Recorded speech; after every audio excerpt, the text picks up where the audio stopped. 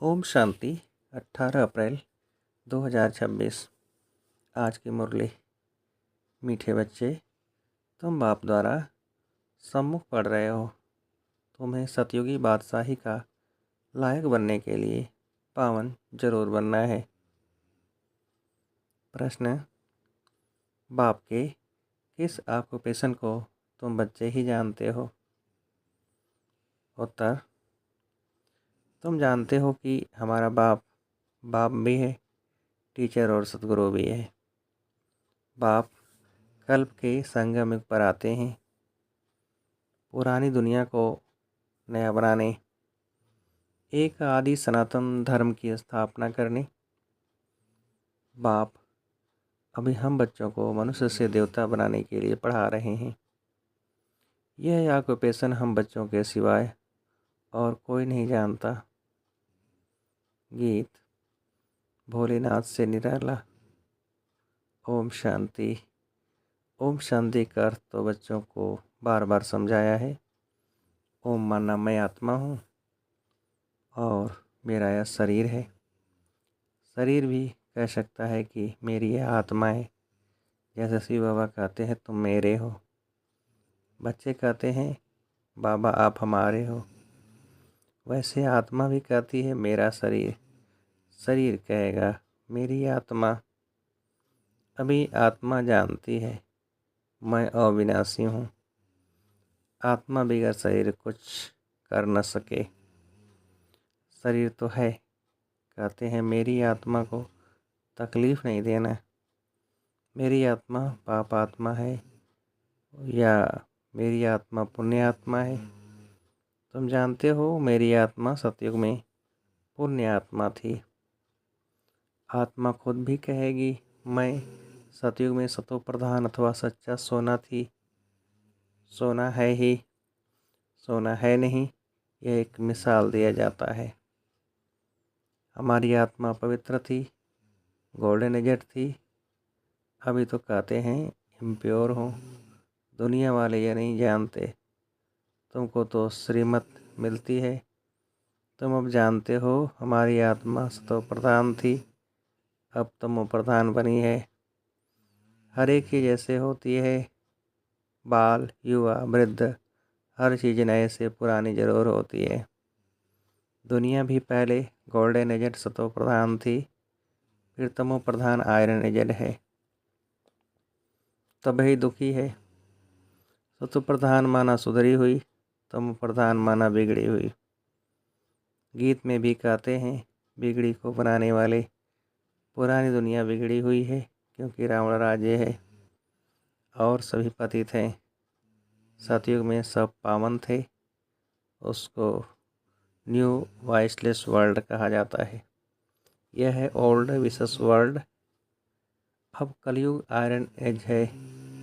यह सब बातें कोई स्कूल कॉलेज में नहीं पढ़ाई जाती हैं।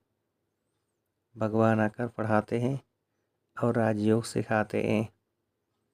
गीता में लिखा हुआ है भगवान वाच श्रीमद् भगवत गीता। श्रीमत माना श्रेष्ठ मत, श्रेष्ठ ते श्रेष्ठ मत, ऊंच ते ऊंच भगवान है।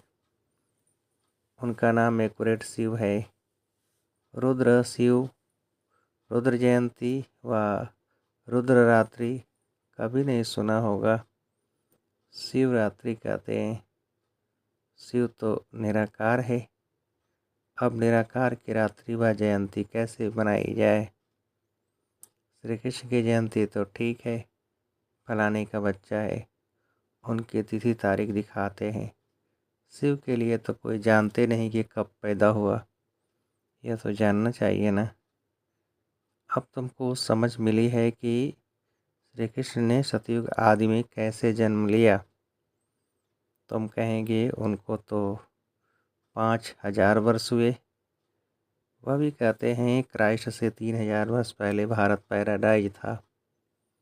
इस्लामियों के आगे चंद्रवंशी, उनके आगे सूर्यवंशी थे। शास्त्रों में सतयुग को लाखों वर्ष दे दिए हैं। गीता है मुख्य, गीता से ही देवी देवता धर्म स्थापन हुआ। वह सतयुग त्रेता तक चला, अर्थात गीता शास्त्र से आदि सनातन देवी देवता धर्म की स्थापना परमपिता परमात्मा ने की। फिर तो आधा कल्प न कोई शास्त्र हुआ न कोई धर्म स्थापक हुआ। बाप ने आकर ब्राह्मणों को देवता क्षत्रिय बनाया। गोया बाप 3 धर्म स्थापन करते हैं। यह है लीप धर्म, उनकी आयु थोड़ी रहती है। तो सर्वशास्त्र में श्रोमणी गीता भगवान ने गाई है। बाप पुनर्जन्म में नहीं आते हैं। जन्म है परंतु बाप कहते हैं मैं गर्भ में नहीं आता हूँ, मेरी पालना नहीं होती। सतयुग में भी जो बच्चे होते हैं वह गर्भ महल में रहते हैं। रावण राज्य में गर्भ जेल में आना पड़ता है। पाप जेल में भोगे जाते हैं। गर्भ में अंजाम करते हैं हम पाप नहीं करेंगे, परंतु यह है ही पाप आत्माओं की दुनिया। बाहर निकलने से फिर पाप करने लग पड़ते हैं। वहाँ की वहाँ रही। यहाँ भी बहुत प्रतिज्ञा करते हैं हम पाप नहीं करेंगे, 1-2 पर काम कटारी नहीं चलाएंगे, क्योंकि यह विकार आदि मध्यंत दुख देता है। सतयुग में विष है नहीं, तो मनुष्य आदि मध्यंत 21 जन्म दुख भोगते नहीं, क्योंकि राम राज्य है। उसकी स्थापना अब बाप फिर से कर रहे हैं। संगम पर ही स्थापना होगी ना। जो भी धर्म स्थापन करने आते हैं उनको कोई भी पाप नहीं करना है। आधा समय है पुण्य आत्मा, फिर आधा समय बाद पाप आत्मा बनते हैं।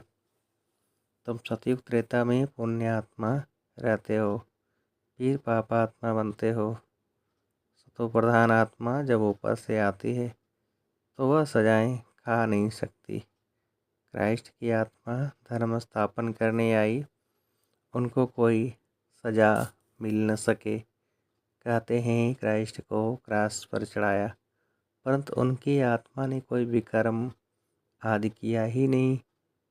वह जिसके शरीर में प्रवेश करते हैं उनको दुख होता है, वह सहन करते हैं। जैसे इसमें बाबा आते हैं, वह तो है ही सत्व प्रधान। कोई भी दुख तकलीफ इनकी आत्मा को होता है, शिव बाबा को नहीं होता है। वह तो सदैव सुख शांति में रहते हैं।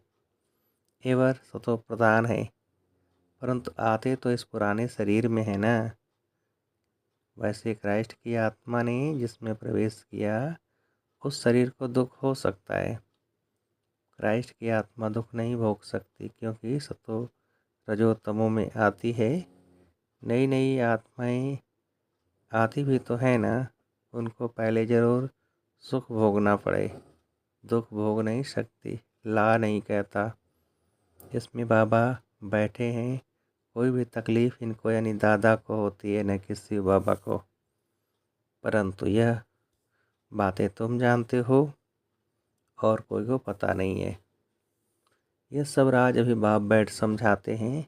इस सहज राजयोग से ही स्थापना हुई थी, फिर भक्ति मार्ग में यही बातें गाई जाती हैं।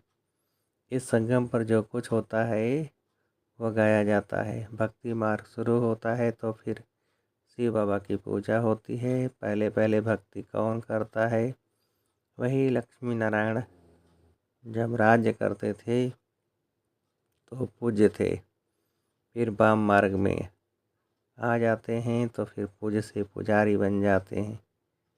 बाप समझाते हैं तुम बच्चों को पहले पहले बुद्धि में आना चाहिए कि निराकार परमपिता परमात्मा इस द्वारा हमको पढ़ाते हैं।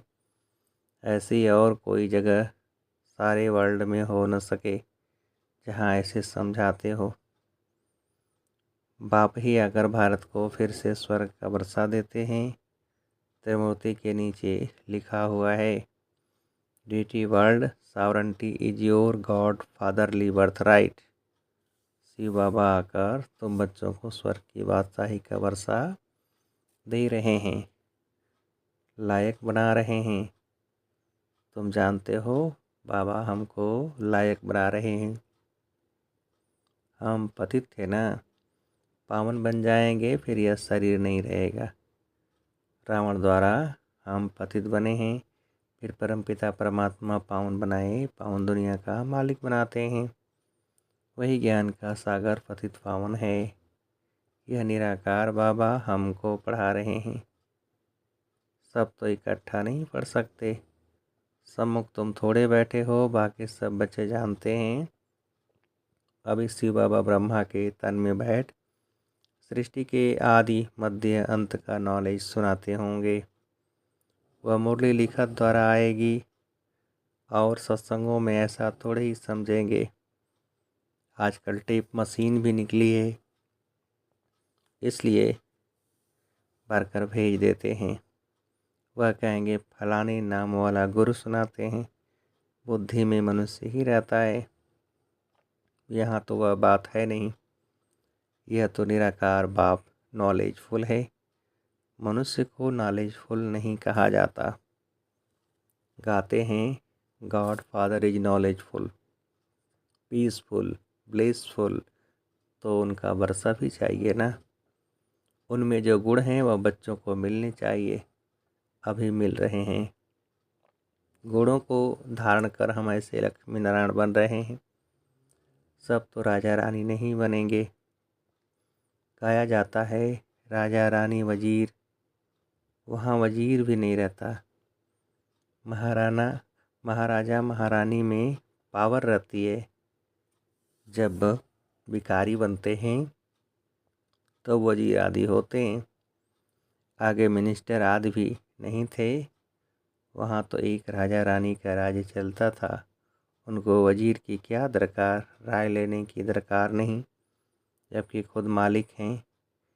यह है हिस्ट्री जोग्राफी। परंतु पहले पहले तो उठते बैठते यह बुद्धि में आना चाहिए कि हमको बाप पढ़ाते हैं, योग सिखाते हैं। याद की यात्रा पर रहना है। अभी नाटक पूरा होता है। हम बिल्कुल पतित बन गए हैं, क्योंकि विकार में जाते हैं, इसलिए पापात्मा कहा जाता है। सतयुग में पापात्मा नहीं होते, वहाँ हैं पुण्यात्माएं। वह है प्रारब्ध जिसके लिए तुम अभी पुरुषार्थ कर रहे हो। तुम्हारी है याद की यात्रा, जिसको भारत का योग कहते हैं, परंतु अर्थ तो नहीं समझते हैं। योग अर्थात याद, जिससे विकर्म विनाश होते हैं, फिर यह शरीर छोड़ घर चले जाएंगे। उसको स्वीट होम कहा जाता है। आत्मा कहती है हम उस शांति धाम के रहवासी हैं। हम वहाँ से नंगे यानी अशरीरी आए हैं। यहाँ पाठ बजाने के लिए शरीर लिया है। यह भी समझाया है माया 5 विकारों को कहा जाता है। यह 5 भूत हैं। काम का भूत, क्रोध का भूत, नंबर 1 है देह अभिमान का भूत।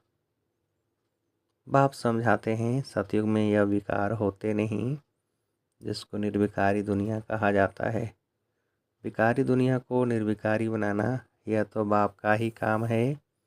उनको ही सर्वशक्तिमान ज्ञान का सागर पतित पावन कहा जाता है।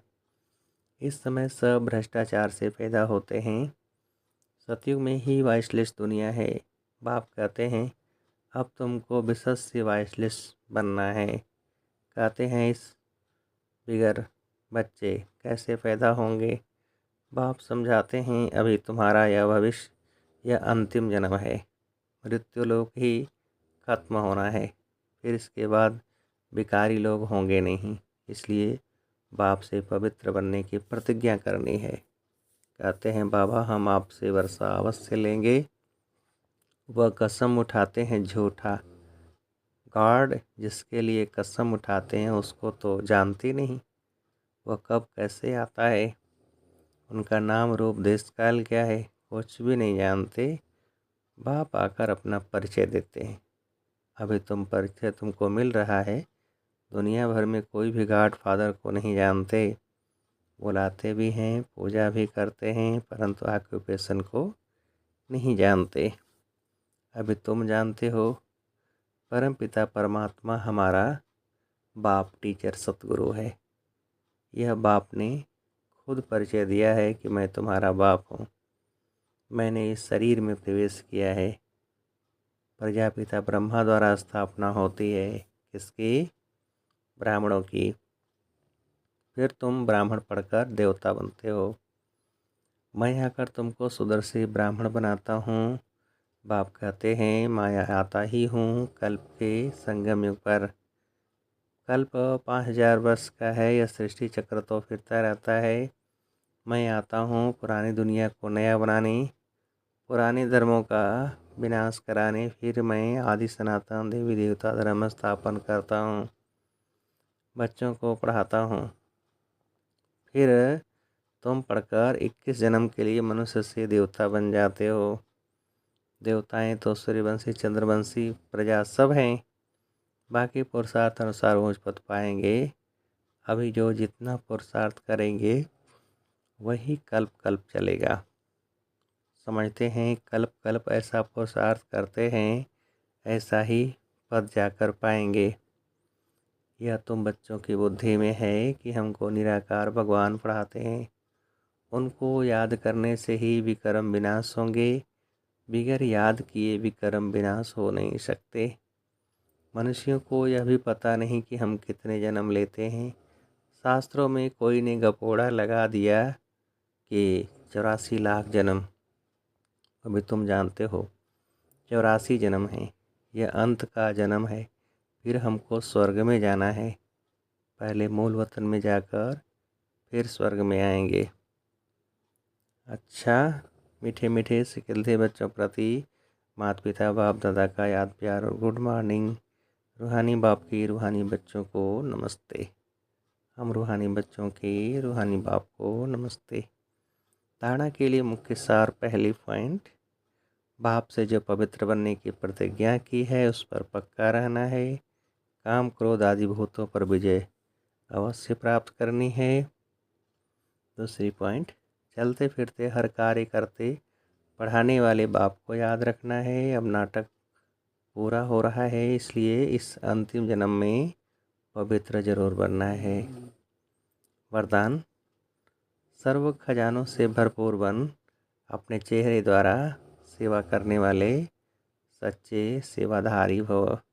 विस्तार, जो बच्चे सर्व खजानों से सदा संपन्न व भरपूर रहते हैं उनके नयनों व मस्तक द्वारा ईश्वरी नशा दिखाई देता है। उनका चेहरा ही सेवा करता है।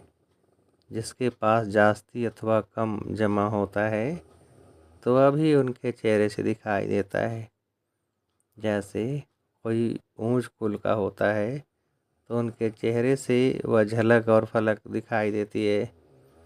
ऐसे आपकी सूरत हर संकल्प हर कर्म को स्पष्ट करे, तब कहेंगे सच्चे सेवाधारी। स्लोगन, समय और संकल्प के खजाने की बचत कर जमा का खाता बढ़ाओ। यह व्यक्ति सारे महान बनने के लिए मधुरता और नम्रता का गुण धारण करो। जब एक दो को मीठा खिलाते हो उसमें मुख थोड़े समय के लिए मीठा होता है, लेकिन स्वयं ही मीठा बन जाओ। मुख में सदा ही मधुर बोल रहें। जैसे मीठा खाने और खिलाने से खुश होते हो, ऐसे मधुर बोल स्वयं को भी खुश करते, दूसरे को भी खुश कर देते। इसे सदा सर्व का मुख मीठा करते रहो। सदा मीठी दृष्टि, मीठा बोल, मीठे कर्म हो। अच्छा, ओम शांति।